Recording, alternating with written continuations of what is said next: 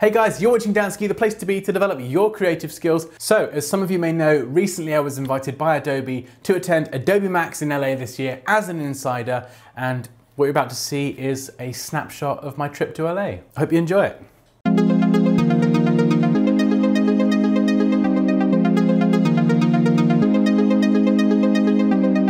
I'm so good at pretending. Keep on smiling in my tiny bubble, like a movie without ending. Spending time like it was going backwards. Bruises covering my walls, but they fall down. Diving deeper in the books that we read blind. Breathing in and breathing out to get smarter. Not working out for me, yeah.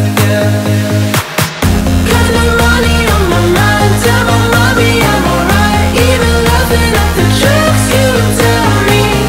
Keep myself inside the lines, neat and tidy all the time. If you ask me, I am fine. Counting money on my mind.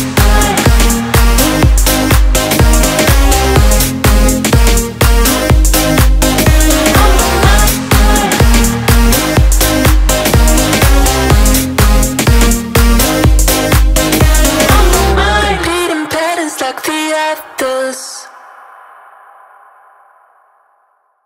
That little video was a snapshot of my Max experience this year in LA. It was awesome. I had such a wicked time. Kind of emotional watching that. It's like your kind of highlights reel from some sort of reality show. It's like a flashback to that last week, and it was just awesome. It was so cool. Like last year in Vegas, that was my first Max experience, and that was awesome in itself, but it was nice this year to kind of have a little bit of an idea of what to expect. Even though there were plenty of surprises and things here and there and all manner of stuff going on, I just kind of had a bit more of an idea of the format and some of the things that I would be doing there. And it was also quite nice to have something to compare to as well. And the video you just watched was shot on my new Sony a7 Mark III. I use it here in the studio and I shoot my videos for YouTube here as well with it. But it was my first time really testing this out, putting it through its paces, and doing that over the course of 4 or 5 days not only got me more familiar with the camera, but like, damn, it's such a good piece of kit. So I got the flight all the way from London Heathrow over to LAX, and I arrived in my hotel room, chilled out for a bit, went to sleep. I don't think I noticed this when I went to sleep, but when I woke up, there was a red bag there, a bag full of swag and awesome things, and I'm pretty sure it wasn't there when I arrived at the hotel. It may have been. Either it was already there and I just didn't notice it, or whilst I was asleep, some like fairies came into my room, or someone from Adobe snuck into my hotel room, planted this bag and then left. But regardless of how that bag got there, I've got some cool stuff and I'm gonna show you now. So first of all, we've got some promo stuff and bits of paper and all that good stuff. Oh, another one there. Okay, onto the fun stuff. So we have a coaster. I can never have enough coasters. I've got white desks everywhere. They get coffee stains on very easily, so a coaster is always appreciated. Should probably take more care of those things, really. Okay, this is pretty cool. I'm not going to be throwing this. It's a uniform ticket book, Typographic Violations Division. So it's kind of like parking tickets, and you can mark all of the violations: failure to use tabular figures, extraneous spaces after periods, failure to use quote marks, failure to use smart quotes, use of artificial small capitals. So lots of infringements here that I'm sure typographers and designers, creatives would find rather entertaining to read. We'll pop this one over there. A bookmark, an Adobe book, nice kind of navy blue, very, very beautiful, pretty on the inside. And we've got some paper, you know, as you'd expect to find in a notebook, lined paper, lovely, lovely, lovely stuff. And also a power brick or power charger or whatever you call it, a portable USB charger. It's like a 10,000 milliamp hour battery charger. Like, it just kept going. The battery just wouldn't die. So I always had power, and that was incredibly useful. Oh, I almost forgot, an Adobe branded bottle in bright red, which is fantastic. Filled it with water, was able to drink water on the go. So cheers Adobe for all the swag. Awesome. Oh, and I also got a hoodie as well. I've been spoiled this year. Adobe, you are spoiling me. Damn, all this stuff. Thank you. Okay, so the day of the keynotes, I woke up fairly early in the morning, I logged onto my computer, I saw there were a few Creative Cloud updates. My heart started to race, I loaded up the Creative Cloud app, I looked down, there were all these updates, these new apps available. I started clicking, I entered my password, I started downloading the updates, I saw the progress bars, and then the updates, well, they didn't actually finish because I had to then go to the keynote and I left my laptop behind, but it doesn't matter. I downloaded them in the end, but it was nice actually going to the keynote, not having downloaded the updates, not actually seen online what some of the updates were. So I didn't actually know what features to expect, and that kind of made it a bit more exciting as well. So my highlights from the keynote was definitely Adobe XD, another strong year. Last year in Vegas, Adobe XD officially launched, so that was really cool. But this year we've got additions like Auto Animate, which was insane. I did not see that coming at all. We've got voice activated commands. We've got third-party plugin support. So this is just gonna blow everything wide open. In fact, you can load up the latest version of XD now, and there's like a bazillion different plugins on the plugins tab at the top. I've started playing with a few of them, and like I was a fan of XD already. You probably know this, but plugins now just make it insane. Like if there's a feature that you want and you're a third-party developer, you can just make that feature, plug it into XD, boom, good to go. I feel like I'm gonna be spending the next week just downloading and installing plugins. I'm gonna be pretty busy. If you'd like to see some videos on the plugins, then just let me know down in the comments. I'll be more than happy to make some. I think my favorite thing that was demoed was Project Gemini. Now this is coming in 2019. Kyle Webster demoed this on stage, and oh my God, did you see the oil paint effect and the watercolors? Like the way the oil paints kind of all swirled together and realistically blended like real paint. Like that was just insane. And the watercolor as well, after like doing a few strokes, the way the watercolors kind of just gradually bled out like real watercolor, like mimicking that behavior. Like I was thinking about getting an iPad Pro. There's some really cool apps out there already, but after seeing this and the announcement of Photoshop, like full Photoshop on the iPad next year, like I don't really paint that much, but I need to get an iPad now. Like I want an iPad Pro just to mess around with those features. Like amazing. So something else is Typekit was renamed to Adobe fonts, which is cool. But also there's like 15,000 fonts. So if you've got a subscription to Creative Cloud, then all those fonts, like you get them for free. I get them for free. It's awesome. We get thousands of free fonts, so that's cool. And Photoshop and Illustrator had a lot of small but welcome changes, but also some really big ones. Some of my favorites are freeform gradients in Illustrator, which is just amazing if you're looking to kind of add gradients and shadows and highlights and things to shapes in Illustrator.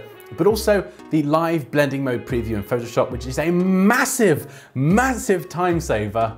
And also Photoshop's Symmetry mode, which if you watched my video the other day or yesterday, depending on when this goes out, looks incredible. You can create all these kind of crazy symmetrical patterns with minimal effort and virtually no skill, as I demoed in the video. So that is pretty exciting. If you want to check out those videos, I'll throw a card up on screen now so you can check out the new features for Photoshop and Illustrator.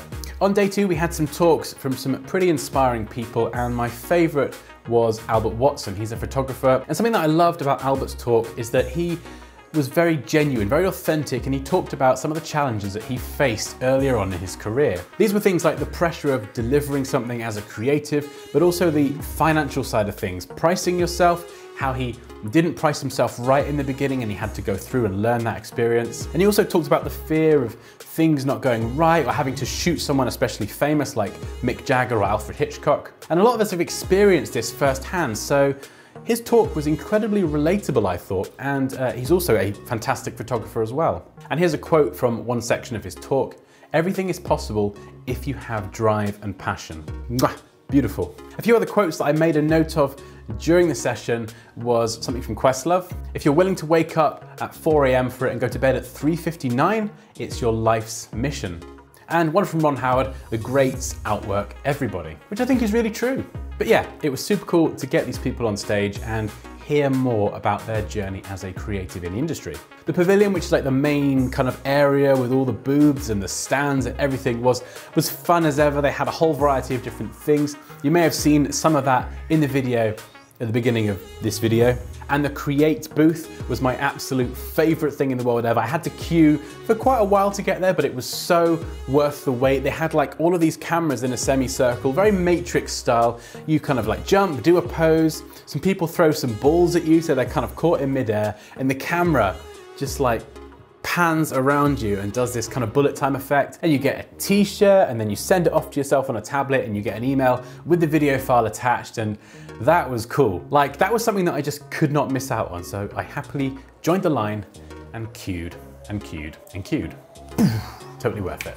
And there were even puppies in the pavilion as well. They had like a little pen, and you could go in and pet the puppies. I mean, I didn't pet the puppies, I just filmed them very close up, but they were so cute. I mean, what more do you need at an event than puppies? Maybe kittens as well, but you know, I'm more than happy with puppies. Super cute. So something else we did that was really cool was we had like a trip out to a part of LA where there's a lot of awesome street art, and we were taken around piece by piece, and we had some talks on some of the history and inspiration behind these particular pieces. And it's crazy actually hearing a bit more about the kind of the culture and how some pieces came to be and what they represent. It was super interesting. And then there was one of the street artists actually like painting like on a board, and it had Max written on it, and he was doing all the painting live, and super cool to see someone actually working and how they work. But I think the best part of Max for me, all the cool stuff aside, was the people. The people that I was looking forward to meet, the creators, the designers, people from all over the world, different walks of life, different skill sets, just having these really interesting and insightful conversations into their life, their journey as a creative, and just kind of hearing more about their story. Like, those conversations are things that will just stay up here with me forever. And it was super cool to just get to meet more creative people, especially for someone like me who spends a lot of time in a studio, four walls, on his own. So it was nice to get out, get a bit of fresh air, you know, fly over to LA as you do and just meet some more creative folks. And there were so many people that I met. I felt like I'd known these people like my entire life. It's really strange, but kind of awesome at the same time. And a lot of these conversations were so valuable as well. Like, I think some of them are going to affect the next year, 2 years, even 5 years, or my entire life. And there were quite a few people who were attending Max for the first time as well. So, you know, I felt a little bit like a 2-year veteran, if you will. I've been here before, I know how this goes down, I've got the experience. So there we go, that wraps up my trip to Adobe MAX 2018 in LA. Thank you so much to Adobe for inviting me out as an insider, and thank you to everyone from Adobe who I met while I was there as well, especially the people that helped me kind of make sure I was in the place where I was supposed to be at the right time. It was very much appreciated, thank you. Also, I did kind of run off with one of the Adobe Insider signs, so.